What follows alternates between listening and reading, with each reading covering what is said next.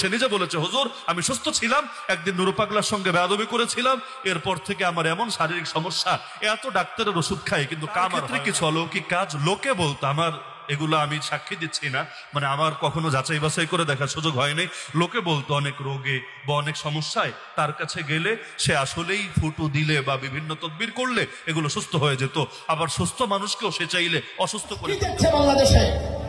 আমি অন্তর্বর্তীকালীন সরকারকে দার্থহীন কণ্ঠে শুধু এই বাংলাদেশের ঢাকার জাতীয় সুরক্ষা উদ্যান থেকে দার্থহীন কণ্ঠে বলতে চাই, অনতিবিলম্বে এই সমস্ত ন্যাক্কারজনক ঘটনা যারা ঘটিয়েছে তাদেরকে আইনের আওতায় আনতে হবে, ঠিক কিনা বলেন? আসসালামু আলাইকুম ওয়া রাহমাতুল্লাহি ওয়া বারাকাতুহু। যারা আমার এই ভিডিওটি দেখছেন দেশে ও প্রবাসে সবাইকে আন্তরিক মোবারকবাদ।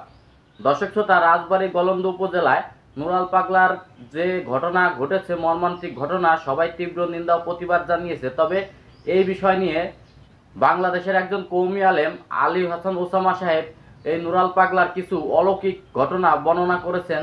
এই ভিডিওতে আপনাদের আজকে তুলে ধরার চেষ্টা করব, এবং কি গিয়াসউদ্দিন তাহেরি সাহেব তার তীব্র প্রতিবাদ করেছেন সেই ভিডিওটি তুলে ধরব। দর্শক শ্রোতা, তবে কথা না বাড়িয়ে চলুন আলী হাসান ওসামা সাহেব কি ঘটনা বলেছেন সেই ভিডিওটি দেখে আসি। যেহেতু সেখানে আমার বাড়ি না, আমার শ্বশুর বাড়িও না, আমার আত্মীয় স্বজন কেউ নাই, তো মাদ্রাসায় পড়াতাম আর মসজিদে খতিব ছিলাম, আর পাশে একটা বাসায় ভাড়া ছিলাম। মাঝখানে লম্বা টাইম প্রায় 2 থেকে 2.5 বছর যেই বাসায় ভাড়া ছিলাম, ওই বাসার মূল মালিক যে, সেই মালিক থাকতো দেশের বাইরে সৌদিতে, তার যে শ্বশুর ছিল যে সব দেখাশোনা করতো, ওই শ্বশুরও আমি যতটুকু শুনেছি তিনি ছিলেন নুরু পাগলার একজন মুরিদ। আমি শুনেছি, হাকিকত আমার আসলে জিজ্ঞাসা করে জানারও সুযোগ হয় নাই। তবে নুরু পাগলার অনেক মুরিদকে আমার সচক্ষে দেখার সুযোগ হয়েছে। মুরিদ হওয়ার একটা কারণ এটা ছিল, আল্লাহ অনেক সময় ভণ্ডদেরকে কিছু শক্তি দিয়ে দেন। যেমন দাজ্জালকে আল্লাহ শক্তি দিবেন না, আসমানকে বলবে বৃষ্টি দে, বৃষ্টি শুরু, জমিনকে বলবে ফসল ফলা, ফসল শুরু। তো পাগলা যদিও নামে হলো নুরু পাগলা, আর নিজেরা দাবি করতে ইমাম মেহেদি। মেহেদি তো হাতে দেয়, পায়ে দেয়, মাহদি বলতে পারে না, মেহেদি আর কি, ইমাম মেহেদি বলে দাবি করত। তো তার ক্ষেত্রে কিছু অলৌকিক কাজ লোকে বলতো, আমার এগুলো আমি সাক্ষী দিচ্ছি না, মানে আমার কখনো যাচাই বাছাই করে দেখার সুযোগ হয়নি। লোকে বলতো অনেক রোগে বা অনেক সমস্যায় তার কাছে গেলে সে আসলেই ফুটু দিলে বা বিভিন্ন তদবির করলে এগুলো সুস্থ হয়ে যেত। আবার সুস্থ মানুষকেও সে চাইলে অসুস্থ করে ফেলতে পারতো। 2-1 নিজেরা সাক্ষী দিয়েছে আমাকে। এক লোক, আমার যে মসজিদে খতিব ছিলাম এর সামনেই একটা দোকান ছিল, সে নিজে বলেছে, হুজুর আমি সুস্থ ছিলাম, একদিন নুরু পাগলার সঙ্গে বেয়াদবি করেছিলাম, এরপর থেকে আমার এমন শারীরিক সমস্যা, এত ডাক্তারের ওষুধ খাই কিন্তু কাম আর হয় না। তো যদিও ওরা দেখতে পারি না, পাগলা সবাই বলে, কিন্তু কি করব বলেন, যেটা চোখে দেখি এটা তো অস্বীকার করতে পারি না। আমি বললাম, এটারে কি কেরামতি মনে হয়, কারামত মনে হয়? বললো, না হুজুর কারামত না, তবে কিছু একটা তো হবে। আমি বললাম, কিছু একটা হলে ওইটা হবে শয়তানি চাল, মানে জাদু। ভণ্ডদের সাথে যে ক্ষমতা থাকে এটাতে কারামত বলে না, মুজিজা তো বলেই না, এটাতে বলে জাদু। দাজ্জাল যা দেখাবে সেটাও জাদু, সেটা কোনো কারামত না। তো এই লোক আমার জন্মের আগ থেকে ওই অঞ্চলে ব্যাপকভাবে ভণ্ডামি করে। এই ইমাম মাহদি দাবি, এই সেগুলো আজকের না, কত আগের, চিন্তা করেন, আমার জন্মের আগের কথা। ওই সময় একবার পাবলিক আন্দোলন করে এলাকা ছাড়া করিয়েছে, এলাকার বাইরে গিয়ে বহুদিন ছিল, আবার এসে বুসলেখা দিয়ে এগুলো শুরু করেছে। তো মানিকগঞ্জ আর রাজবাড়ী এগুলো কারো কখনো যাওয়ার সুযোগ হলে দেখবেন, ওইখানে মাশাআল্লাহ প্রতিটা ঘরে অন্তত 1 পিস করে পীর আছে। কামেল পীর না, ওই মমতাজও যেমন একজন, এই টাইপের আর কি। ওই মমতাজও তো মানিকগঞ্জেরই কন্যা। তো এইরকম ঘরে ঘরে তাদের পীর, ঘরে ঘরে কবর, ঘরে ঘরে মাজার, এগুলো আমাদের দেখার সুযোগ হয়েছে।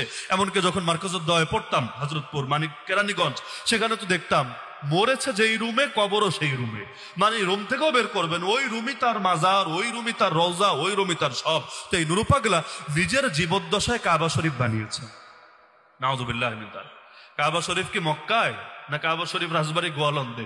কাবা শরীফ সবাই জানে মক্কায়, তো সে একটা বানিয়েছে গোয়ালন্দে অবিকল ডিজাইন দিয়ে। আমরা জানি একটা কাবা বানানোর চেষ্টা করেছিল কিন্তু আব্রাহা, তার দিলে বড় দুঃখ ছিল, সবাই কেন মক্কায় যায়, আমার এখানে আসলে আমার লাভ, আমার জনগণের লাভ, আমার ব্যবসায়ীদের লাভ। কিন্তু বানানোর পর অনেক খরচ করে বানালো, কিন্তু কেউ আসে না। কিছু কুরাইশ একবার সফরে গেল, এরা দেখলো, কিরে তোর সাহস তো অনেক বেশি, তুই এখানে আর এক কাবা বানানোর চেষ্টা করেছিস। রাতের বেলা গিয়ে পাবলিক টয়লেটের কাজ সেরে দিল। সকালে এরা গিয়ে দেখে, কিরে গন্ধ লাগে কেন? কাহিনীটা কি? পরে দেখে হায় হায় আফসোস, তাহলে কারা করেছে? খোঁজ নিয়ে দেখলো ওই মক্কার লোকেরা, কুরাইশের লোকেরাই করেছে। এবার সে বলল অপশন দুইটা থাকলে কাজ হবে না, অপশন একটাই রাখতে হবে, ওইটারে ভেঙে দিলে পাবলিক এখানে এমনি আসবে। দর্শক শ্রোতা, আপনারা দেখতে পেয়েছেন আলী হাসান ওসামা সাহেব বলেছেন যে নুরাল পাগলার মাধ্যমে নাকি কিছু অলৌকিক ঘটনা ঘটতো এবং কি তার সাথে কেউ যদি বেয়াদবি করতো তার এমন রোগ ব্যাধি হতো যেটা সারতো না, এই ধরনের কিছু কথা বলেছেন। তিনি কিন্তু এই কথাও বলেছেন যে তিনি এই অলৌকিক ঘটনা কেরামত হিসেবে বিশ্বাস করে না। আসলে এই বিষয়টি এখন আপনারা কিভাবে মানবেন বা কিভাবে দেখবেন সেটা আপনাদের ব্যাপার। আপনারা কি এটা কেরামতি মানবেন কি না মানবেন না, বা জাদু অন্য কিছু বলবেন, সেটা আপনাদের ব্যাপার। কিন্তু এই বিষয়টা তুলে ধরেছেন আলী হাসান ওসামা। তবে দর্শক শ্রোতা, কথা না বাড়িয়ে চলুন পীর মুফতি গিয়াসউদ্দিন তাহেরী সাহেব এই নুরাল পাগলাকে কেন্দ্র করে কি প্রতিবাদ করেছেন, চলুন সেই ভিডিওটি দেখে আসি। আজ কি দেখছে বাংলাদেশে? আমি অন্তর্বর্তীকালীন সরকারকে দার্থহীন কণ্ঠে শুধু এই বাংলাদেশের ঢাকার জাতীয় সুরক্ষা উদ্যান থেকে দার্থহীন কণ্ঠে বলতে চাই, অনতিবিলম্বে এই সমস্ত ন্যাক্কারজনক ঘটনা যারা ঘটিয়েছে তাদেরকে আইনের আওতায় আনতে হবে, ঠিক কিনা বলেন? আজকে শুধুমাত্র মাইজবান্ডার দরবারের আশিকিনদেরকে এই মাঠে তিল ধারণের জায়গা নেই, আশিকে রাসূলরা চলে এসেছে। আমরা শুধুমাত্র জানাই দিতে চাই এই দেশে 12,000 দরবার আছে। আহলে সুন্নাত ওয়াল জামাত বিচ্ছিন্ন নয়। আজ আহলে সুন্নাত ওয়াল জামাত সকল পীর মাসের সব অঙ্গ সংগঠন আজ ঐক্যবদ্ধ, ঠিক কিনা বলেন? রাজধানী জাতীয় সুরক্ষা উদ্যানের শান্তি সমাবেশে জাতির উদ্দেশ্যে আমার জিজ্ঞাসা, আজকে বর্তমান এই বাংলাদেশে আমরা যা দেখছি, বলুন, হাত উঁচু করে বলুন, আমরা কি আজ খানকায় নিরাপদ? আজকে আমরা কি রাজপথে নিরাপদ? আমরা কি অফিসে নিরাপদ? আমরা কি রাস্তায় নিরাপদ? আমরা এতই নির্লজ্জ, আমাদের সমাজের কিছু মানুষ এতই নির্লজ্জ, বেহায়াপনায় নিমজ্জিত হয়েছে, যারা রাসূল পাকের শুভ আগমনের দিনে, শুভ আগমনের চাঁদে তারা এই দুনিয়ার উপরের মানুষগুলো ওই হায়নাদের কাছে যেমন নিরাপদ না, তাদের কাছে আজকে অন্ধকার কবরে যারা চিরদিনের জন্য চলে যায় সেই লাশ পর্যন্ত ওই হায়নাদের কাছে নিরাপদ না। আমার ভাইয়েরা, আখিরি